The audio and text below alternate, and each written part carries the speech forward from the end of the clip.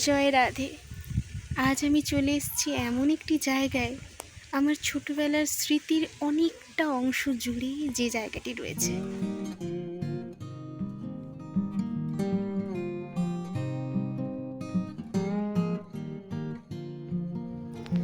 আমরা বিভিন্ন ধরনের চণ্ডীর মন্দির দেখতে পাই।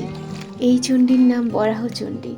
শুধু পূর্ব মেদিনীপুরে নয়, পশ্চিম মেদিনীপুর, বাঁকুড়া, বর্ধমান, এখানেও বিভিন্ন জায়গায় রয়েছে যেখানে এই বনু দেবীর মন্দির পাওয়া যায়। আমার ছোটবেলাটা কেটেছিল এই বরাহচণ্ডী নামক একটি জায়গায়, যেটি অবস্থিত পূর্ব মেদিনীপুরের চণ্ডীপুর থানাতে। এখানে আমার মায়ের স্কুল, সেই কারণে আমি অনেক ছোট থেকেই এই জায়গাটির সঙ্গে রীতিমতো পরিচিত। লোকে বলে মা বরাহচণ্ডী নাকি ভীষণ জাগ্রত। প্রত্যেক শনি মঙ্গলবার করে এখানে ভোগ দেওয়া হয়, ক্ষীরভোগ। অদ্ভুত ব্যাপার এটাই যে এত জায়গায় ক্ষীরভোগ খেয়েছি, কিন্তু এর মতো টেস্ট অন্য কোথাও হয় না, আমি একদম হলফ করে বলতে পারি। যে গাছগুলো আপনারা দেখছেন এগুলো কিন্তু পরগাছা, তেঁতুল গাছ কিংবা কালী গাছের ওপর এগুলো আটকে আছে। এবারে নিশ্চয়ই আন্দাজ করতে পারছেন যে কত পুরনো এই গাছগুলো।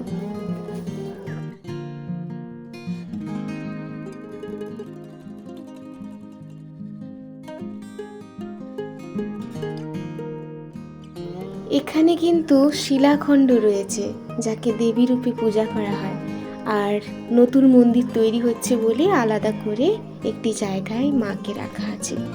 আমি শুধু এটাই ভাবছিলাম যে একটি মন্দির তৈরির পেছনে কত মানুষের অবদান থাকে, আর যারা এখানের শিল্পী তাদের তো কোনো কথাই নেই।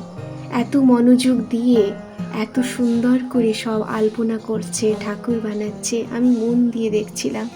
এগুলো প্রত্যেকটি কিন্তু হাতে বানানো, কত সূক্ষ্ম সূক্ষ্ম কাজ আমার ক্যামেরাতে একদমই ধরা পড়ছে না। আর শিল্পীর নাম নিশ্চয়ই আপনারা দেখতে পেয়েছেন, মিহির কান্ডার।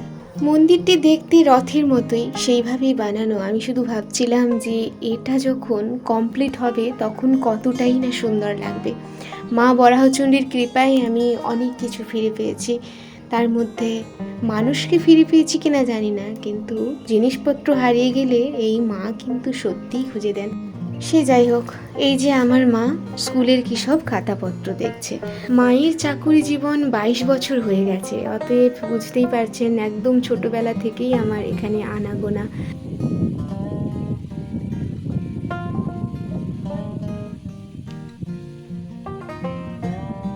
এই সেই তেঁতুল গাছ, যার নিচে বসে কত আড্ডা দেওয়া। ছোটবেলার আড্ডা যেমন হয় আর কি, বড়দের কোলে বসে গল্প শোনা কিংবা তেঁতুল খাওয়া, বা তেঁতুল পাতাকে লবণ দিয়ে মাখিয়ে খাওয়া। চন্দনী দি, টিয়া দি, রাধা দি, বুধি দি, শঙ্করী দি, সোনালি দি, আরও কতজনের নাম যে মনে পড়ে এই বরাহচণ্ডীতে এলে। আর এই যে গাছগুলো, যেখানে কিনা ঠাকুর বসে বলে লোকের বিশ্বাস, সেখানে বাচ্চারা খেলাধুলো করছে, আমরাও এখানে খেলাধুলো করতাম। ভীষণ ভালো জায়গাটি, আমার তো ভীষণ ভালো লাগে। যেদিন এখানে গিয়েছিলাম সেদিন হয়েছে আরেক কাণ্ড।